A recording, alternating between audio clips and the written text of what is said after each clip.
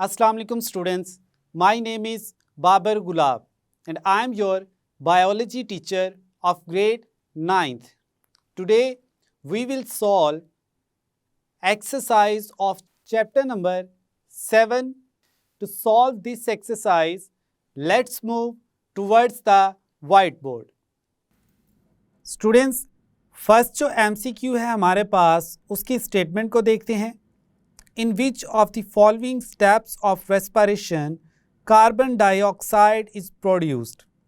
Students, हमने देखना है कि इन ऑप्शंस में से कौन सा ऐसा प्रोसेस है जिसमें कार्बन डाइऑक्साइड प्रोड्यूस होती है. ऑप्शन ए है हमारे पास ग्लाइकोलाइसिस, बी है हमारे पास Krebs साइकिल और सी है हमारे पास electron transport chain and D is all of these.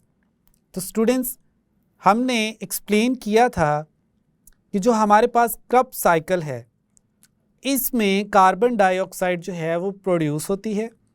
So our answer is option B, that is Krebs cycle. Next है हमारे पास MCQ नंबर 2. इसमें स्टेटमेंट को हम देखते हैं. Oxygen take part in aerobic respiration in. Aerobic respiration जो है उसमें ऑक्सीजन का क्या रोल है, किस प्रोसेस में वो हिस्सा लेती है. तो हमारे पास ऑप्शंस हैं. ऑप्शन ए को देखते हैं ग्लाइकोलाइसिस, बी है हमारे पास link step between glycolysis and Krebs cycle, C है हमारे पास Krebs साइकिल और डी है हमारे पास इलेक्ट्रॉन ट्रांसपोर्ट चेन. स्टूडेंट्स, हमारा जो आंसर है वो है इलेक्ट्रॉन ट्रांसपोर्ट चेन. हमने एक्सप्लेन किया था अपने लेक्चर में कि जो इलेक्ट्रॉन ट्रांसपोर्ट चेन है उसमें एंड पर जो इलेक्ट्रॉन्स बचते हैं ऑक्सीजन उसको कैरी करती है. Oxygen is the final acceptor of electrons during electron transport chain. Next हमारे पास है MCQ number 3. When a plant was kept in darkness for many days it leaves turn yellow. Why? कि अगर एक plant जो है उसको आप डार्कनेस में रखते हैं काफ़ी दिनों के लिए तो उसके जो पत्ते हैं वो पीले हो जाते हैं. अब इसकी रीज़न क्या है? ऑप्शन ए है हमारे पास leaves could not get oxygen and so there was no photosynthesis. B है हमारे पास leaves could not get light and so there was no respiration. Option C है हमारे पास leaves could not get oxygen and so there was no respiration. D है हमारे पास leaves could not get light and so there was no photosynthesis. तो students, हमारा जो answer है वो है ऑप्शन डी कि जो लीव्स हैं वो लाइट अब्जॉर्ब नहीं कर सकेंगे. तो जब लाइट प्रेजेंट नहीं होगी तो फोटोसिंथेसिस का प्रोसेस भी नहीं होगा. तो जब फोटोसिंथेसिस नहीं होगी, फूड प्रिपेयर नहीं होगा, तो उसके रिज़ल्ट में जो लीव्स जो हैं वो क्या होंगे, उनकी येलोइंग हो जाएगी. इसके अलावा प्लांट्स जो हैं उनके लिए इसेंशियल कंपोनेंट होता है मैग्नीशियम. अब मैग्नीशियम भी नहीं प्रॉपर अमाउंट में प्रेजेंट होगा तो लीव्स जो हैं वो येलो हो जाएंगे. So our answer is option D. Next students हमारे पास MCQ number 4. From which bonds of ATP molecule energy is taken. यानी ATP के स्ट्रक्चर को हमने एक्सप्लेन किया था कि इसमें एक शुगर होती है, इसमें एक बेस प्रेजेंट होती है और फिर हमने कहा था इसमें 3 फॉस्फेट्स प्रेजेंट होते हैं. अब पूछा ये जा रहा है कि कौन सा बॉन्ड जो है वो ब्रेक करेगा तो उसमें से एनर्जी एक्सट्रैक्ट की जाएगी. तो ऑप्शन ए है हमारे पास फॉस्फेट फॉस्फेट बॉन्ड्स, बी है हमारे पास कार्बन हाइड्रोजन बॉन्ड्स, सी है हमारे पास कार्बन नाइट्रोजन बॉन्ड्स और डी है हमारे पास कार्बन ऑक्सीजन बॉन्ड्स. तो स्टूडेंट्स, हमने एक्सप्लेन किया था कि जो फॉस्फेट बॉन्ड्स होते हैं जिनको हमने कहा था कि ये जब ब्रेक करेंगे इन द प्रेजेंस ऑफ ऑक्सीजन तो यहाँ से क्या होगा, एनर्जी रिलीज़ होगी. तो हमारा आंसर क्या, option A, that is PP bonds यानी फॉस्फेट बॉन्ड्स. MCQ number 5. इसकी स्टेटमेंट को देखते हैं. In which component of the leaf cells chlorophyll is present. यानी लीफ के किस स्ट्रक्चर में जो है वो क्लोरोफिल प्रेजेंट होता है. ऑप्शन ए है हमारे पास स्ट्रोमा, बी है थाइलाकॉइड्स, सी है हमारे पास प्लाज्मा मेम्ब्रेन और डी है हमारे पास साइटोप्लाज्म. तो स्टूडेंट्स, हमने एक्सप्लेन किया था कि जो क्लोरोफिल है वो किस में प्रेजेंट होता है, थाइलाकॉइड्स में, और थाइलाकॉइड्स जो हैं ये क्लोरोप्लास्ट के स्ट्रक्चर में प्रेजेंट होते हैं, जिसको आपने चैप्टर नंबर 4 में भी डिटेल में अंडरस्टैंड किया था। So our answer is option B, that is thylakoids. Next students हमारे पास है MCQ number 6, which of these can enter into the crop cycle, यानी इन ऑप्शंस में से कौन सी ऐसी चीज़ है जो क्रॉप साइकिल में एंटर होगी। ऑप्शन ए है हमारे पास ग्लूकोज, बी है हमारे पास पायरोविक एसिड, सी है हमारे पास सिट्रिक एसिड और डी है हमारे पास एसिटाइल को ए। तो स्टूडेंट्स हमने बात की थी कि जब ग्लूकोज जो है उसकी ब्रेकडाउन होती है through the process of glycolysis, तो उसके एंड पे क्या चीज़ प्रोड्यूस होती है, पायरोवेट। फिर इस पायरोवेट को कन्वर्ट किया जाता है इनटू एसिटाइल को ए। अब ये जो एसिटाइल को ए है ये देन एंटर होगा इनटू क्रॉप साइकिल। तो हमारा आंसर है option D, that is acetyl co A.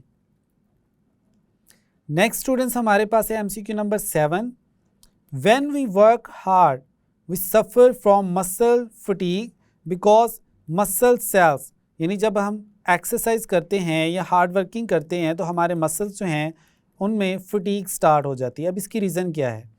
Option A है हमारे पास carry out aerobic respiration at a faster rate and so are tired, B है हमारे पास carry out anaerobic respiration and so accumulate more carbon dioxide, C है हमारे पास carry out anaerobic respiration and so accumulate lactic acid, D है हमारे पास carry out aerobic respiration and so accumulate lactic acid. Students हमने explain किया था कि जब हम हैवी एक्सरसाइज कर रहे होते हैं तो उसमें क्या होता है, हमारी बॉडी एनारोबिक रेस्पिरेशन भी स्टार्ट कर देती है। तो जब एनारोबिक रेस्पिरेशन होती है तो उसके रिजल्ट में क्या चीज़ प्रोड्यूस होती है, लैक्टिक एसिड, और ये लैक्टिक एसिड हमारे मसल्स में फिर डिपॉजिट हो जाता है या स्टोर हो जाता है, जिसकी वजह से क्या होता है, फटीग होती है। सो हमारा आंसर क्या है, ऑप्शन सी। नेक्स्ट स्टूडेंट्स है हमारे पास MCQ number 8, how many molecules of carbon dioxide are produced when the crop cycle operates once, यानी एक बार जब क्रॉप साइकिल कंप्लीट होता है तो उसमें कितने कार्बन डाइऑक्साइड के मॉलिक्यूल्स जो हैं वो प्रोड्यूस होते हैं। तो हमारे पास जो ऑप्शंस हैं वो है option A 1, B 2, C 3 and D 7। तो स्टूडेंट्स हमने एक्सप्लेन किया था कि जब एक क्रॉप साइकिल जो है वो कंप्लीट होता है तो उसके रिज़ल्ट में 2 जो है कार्बन डाइऑक्साइड के मॉलिक्यूल्स प्रोड्यूस होते हैं। तो हमारा आंसर क्या, ऑप्शन बी। नेक्स्ट स्टूडेंट्स है हमारे पास एमसीक्यू नंबर 9, इसमें हम स्टेटमेंट को देखते हैं, in which of the following metabolic processes oxidation as well as reduction of molecules occur. Option A है हमारे पास फोटोसिंथेसिस, बी है हमारे पास रेस्पिरेशन, सी है हमारे पास बोथ एंड डी है हमारे पास नन ऑफ दीज। तो स्टूडेंट्स फोटोसिंथेसिस और रेस्पिरेशन ये दोनों ऐसे प्रोसेसेस हैं जिसमें at a time oxidation reduction reaction जो हैं वो हो रहे होते हैं, यानी एक मॉलिक्यूल जो है वो ऑक्सीडाइज हो रहा है और दूसरा जो है वो रिड्यूस होगा। तो हमारा आंसर क्या है, हमारा आंसर है option C, that is both. Next students है हमारे पास MCQ number 10, chlorophyll pigments absorb maximum light in wavelength of. Students हमने एक्सप्लेन किया था कि जो लाइट है उसमें डिफरेंट वेवलेंथ्स होती हैं या कलर्स होते हैं। अब जो क्लोरोफिल है वो मैक्सिमम किस कलर की जो वेवलेंथ है उसको एब्जॉर्ब करता है। तो ऑप्शंस हम देखते हैं, ऑप्शन ए है हमारे पास ग्रीन एंड ब्लू, बी है हमारे पास ग्रीन एंड रेड, सी है हमारे पास ग्रीन ओनली और डी जो है हमारे पास वो है रेड एंड ब्लू। तो स्टूडेंट्स हमने एक्सप्लेन किया था कि जो क्लोरोफिल पिगमेंट है वो maximum red and blue light जो है उसको एब्जॉर्ब करता है। तो हमारा आंसर क्या है, ऑप्शन डी। अब स्टूडेंट्स हम एक्सरसाइज में से कुछ अंडरस्टैंडिंग द कॉन्सेप्ट्स और शॉर्ट क्वेश्चंस को एक्सप्लेन कर लेते हैं। फर्स्ट है हमारे पास, how would you define bioenergetics while relating it to the oxidation reduction reactions in the living system. हम कहते हैं bioenergetics is the study of energy relationship and energy transformations in living organisms. Next हम कहते हैं for all life processes oxidation reduction reactions are the direct source of energy. Second हमारे पास है statement interpret that ATP is the chief energy currency of all cells. इसमें पूछा जा रहा है कि आप एक्सप्लेन करें कि जो एटीपी है जिसको हम एडिनोसिन ट्राइफॉस्फेट भी कहते हैं, जितनी भी लाइफ फॉर्म्स हैं या हम कहते हैं जितने भी सेल्स हैं उनमें एनर्जी करेंसी के लिए मेजर सोर्स है। तो अब इसमें हम एक्सप्लेन करते हैं the major energy currency of all cells is a nucleotide called adenosine triphosphate. Then हम कहते हैं it is the main energy source for the majority of the cellular functions like the synthesis of macromolecules. अब इसमें हमारे पास कौन से molecules है, DNA, RNA and proteins.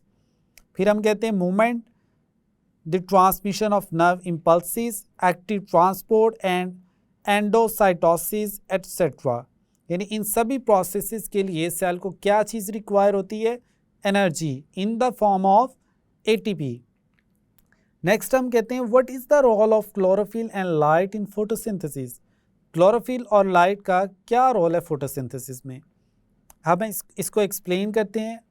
Sunlight energy is absorb bye chlorophyll, कि जो क्लोरोफिल है वो लाइट एनर्जी को एब्जॉर्ब करता है। कौन सी लाइट, सनलाइट।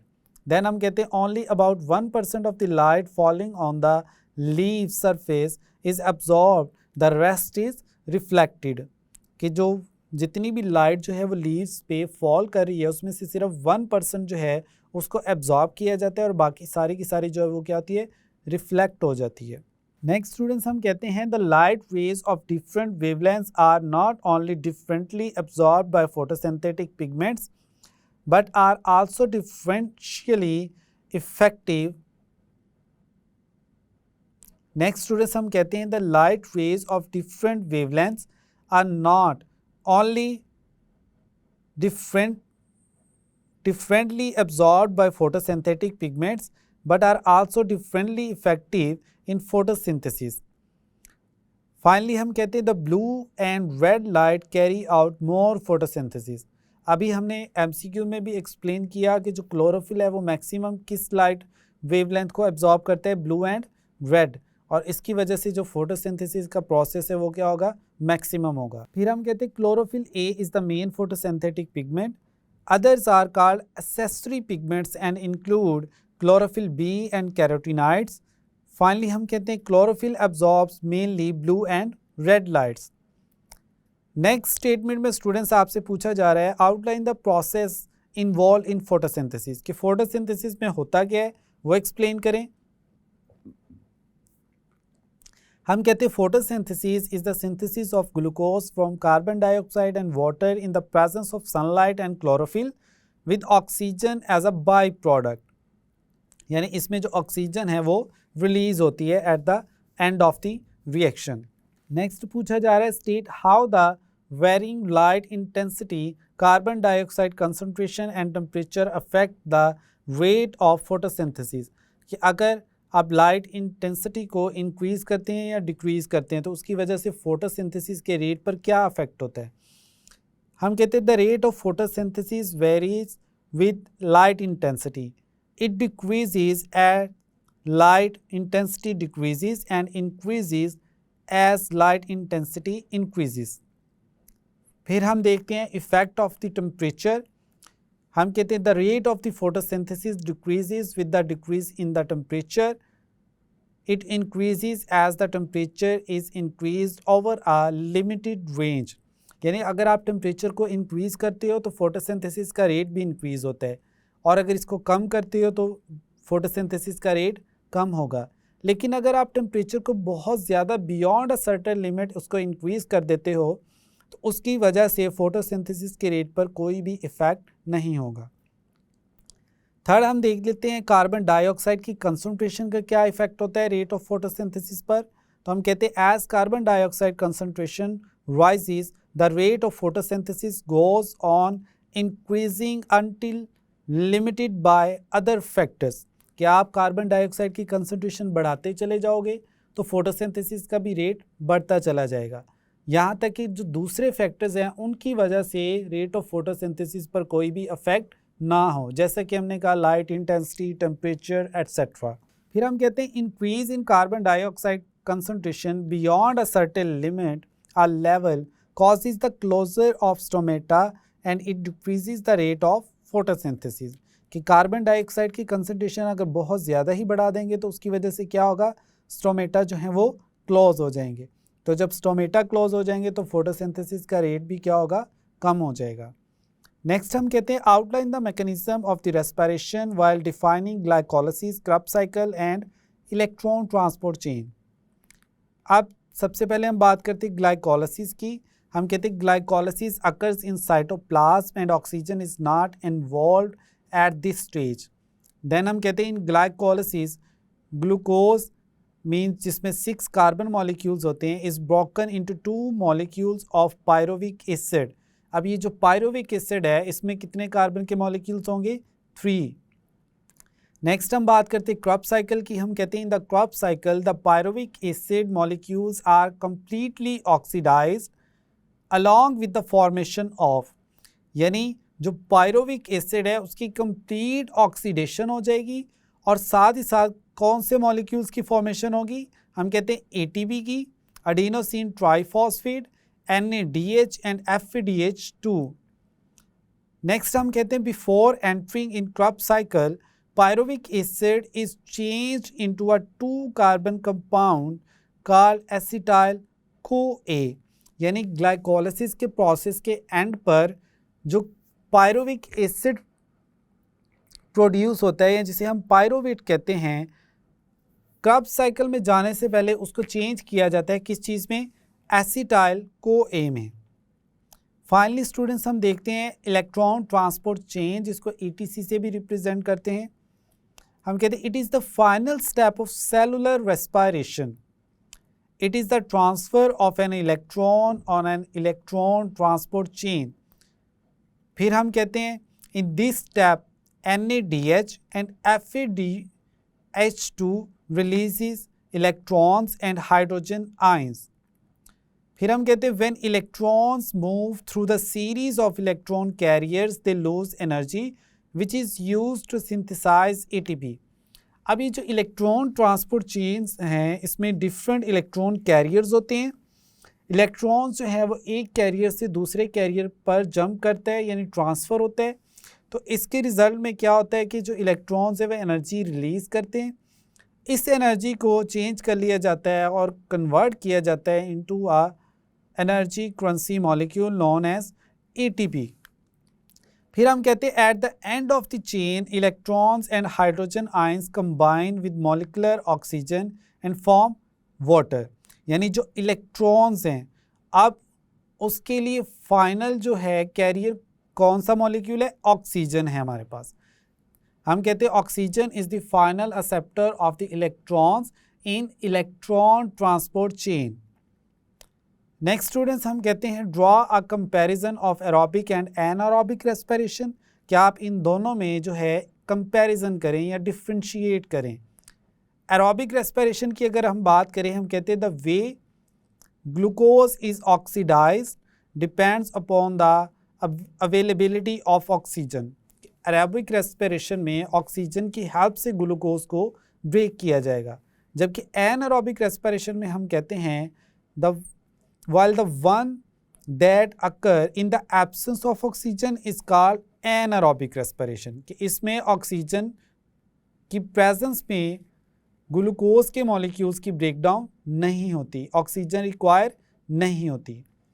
फिर एरोबिक रेस्पिरेशन के सेकंड पॉइंट को हम देखते हैं। हम कहते हैं the cellular respiration occurring in the presence of oxygen is called aerobic respiration. जैसा कि मैंने आपको एक्सप्लेन किया कि इसमें क्या चीज़ रिक्वायर होगी, ऑक्सीजन रिक्वायर होगी। नेक्स्ट क्वेश्चन है हमारे पास how will you compare respiration and photosynthesis. अब रेस्पिरेशन को हम देखते हैं। हम कहते हैं organisms utilize oxygen for the breakdown of carbon hydrogen bonds present in the food in their cells. यानी जो फूड है उसमें प्रेजेंट कार्बन हाइड्रोजन बॉन्ड्स को ब्रेक किया जाता है in the presence of oxygen or it may be in the absence of oxygen in case of anaerobic respiration। और उससे क्या चीज़ एक्सट्रैक्ट की जाती है, energy in the form of ATP। दूसरी तरफ हम फोटोसिंथेसिस में देखें तो हम कहते हैं photosynthesis is the synthesis of glucose from carbon dioxide and water in the presence of sunlight and chlorophyll, and finally हम कहते हैं with oxygen as a byproduct.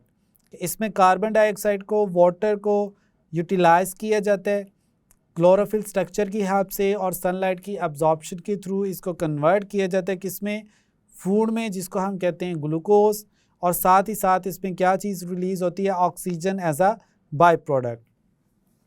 दूसरी तरफ अगर हम बात करें रेस्पिरेशन के सेकंड पॉइंट की, तो हम कहते हैं this break down yields energy which is transformed into ATP. Students, जैसा कि मैंने आपको एक्सप्लेन किया कि रेस्पिरेशन में जो एनर्जी रिलीज होती है फिर उसको कन्वर्ट कर लिया जाता है किसमें, एटीपी में. And ATP stands for what, adenosine triphosphate. फिर नेक्स्ट हम रेस्पिरेशन में कहते हैं during this process the carbon hydrogen bonds are broken by oxidation reduction reactions and so carbon dioxide and water are also produced. The cellular energy yielding process is called cellular respiration. Next students, हमारे पास question है why it is said that all life forms are dependent on photosynthesis. कि जितनी भी life forms हैं अर्थ पर वो सारी की सारी फोटोसिंथेसिस पर ही क्यों डिपेंडेंट हैं. हम इसके आंसर में कहते हैं all life forms on the earth ultimately depend on each other for their energy requirement. अब इसमें फर्दर बस नेक्स्ट जो पॉइंट है उसको हम एक्सप्लेन करते हैं. Autotrophic organisms such as plants are capable of producing their own food by the process of photosynthesis. Next हम कहते हैं all other organisms are heterotrophs. Heterotrophs means कि वो अपनी फूड खुद प्रिपेयर नहीं कर सकते. Depend on other organisms for their food requirements. Further हम कहते हैं food is manufactured by autotrophic organisms via photosynthesis which is used by themselves and also animals that feed on them. यानी plants जो हैं photosynthesis के process के through food prepare करते हैं और इस फूड को वो खुद भी यूटिलाइज करते हैं और साथ ही साथ बाकी जो ऑर्गेनिजम्स हैं वो भी प्लांट्स की इस प्रिपेयर्ड फूड को यूटिलाइज करते हैं.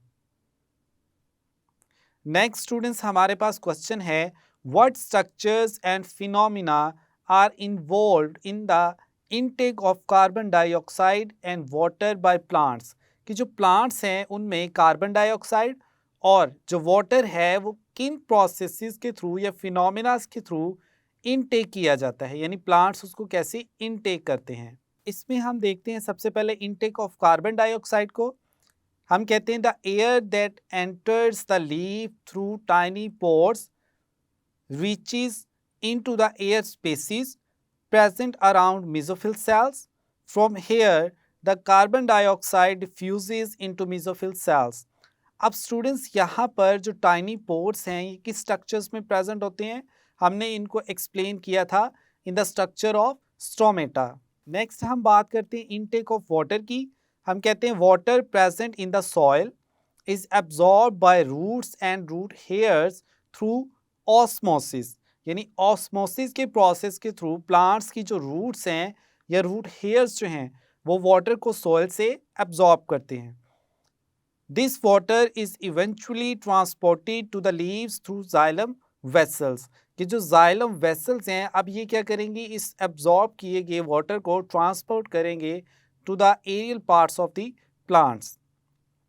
Next students, हमारे पास क्वेश्चन है in what ways the respiratory energy is used in the body of organisms. इसका आंसर है हमारे पास the potential energy stored in ATP is again transformed into kinetic energy to carry out life activities. अब ये जो हमारे पास ATP का molecule है जिसको हम एडिनोसिन ट्राइफॉस्फेट कहते हैं, तो इसके जो फॉस्फेट बॉन्ड्स होते हैं उसमें जो स्टोर्ड फॉर्म में एनर्जी होती है उसको चेंज किया जाता है काइनेटिक एनर्जी में और फिर उसको डिफरेंट लाइफ एक्टिविटीज़ के लिए यूटिलाइज किया जाता है। नेक्स्ट स्टूडेंट्स हमारे पास क्वेश्चन है, what is the importance of anaerobic respiration. Students हमने रेस्पिरेशन की 2 मेजर टाइप्स को एक्सप्लेन किया था, जिसमें हमारे पास एक थी एरोबिक रेस्पिरेशन, मींस ऐसी रेस्पिरेशन जो कि ऑक्सीजन की प्रेजेंस में हो, और दूसरी एनएरोबिक रेस्पिरेशन जो कि ऑक्सीजन की एब्सेंस में हो। अब यहाँ पर आपसे पूछा जा रहा है कि एनएरोबिक रेस्पिरेशन की इंपॉर्टेंस को एक्सप्लेन करें। तो अब इस पे हम देखते हैं, the cellular respiration occurring in the absence of oxygen is called anaerobic respiration. फिर इस फर्दर हम देखते हैं इसको, in the absence of oxygen, glucose is incompletely oxidized with less amount of energy released. The first phase exactly similar to that of aerobic respiration. A molecule of glucose is broken down into 2 molecules of pyruvic acids. और फिर next हम कहते हैं, the second phase pyruvic acid is not completely oxidized due to the absence of oxygen. It is transferred into ethyl alcohol or lactic acid. In this way, many of the carbon-hydrogen bonds are left unbroken in the products. यहाँ तक था students आज का हमारा lecture, जिसमें हमने chapter number 7 की exercise के MCQs, अंडरस्टैंडिंग द कॉन्सेप्ट्स और शॉर्ट क्वेश्चंस को एक्सप्लेन किया। स्टूडेंट्स आज के लेक्चर में हमने एक्सरसाइज को सॉल्व किया। आपने एक्सरसाइज की अच्छे से प्रैक्टिस कर लेनी है, और एक्सरसाइज के जो MCQs हैं, शॉर्ट क्वेश्चंस हैं और अंडरस्टैंडिंग द कॉन्सेप्ट्स हैं, इनको अच्छे से रिवाइज करना है और याद भी करना है। मिलते हैं नेक्स्ट लेक्चर में। अल्लाह हाफिज़।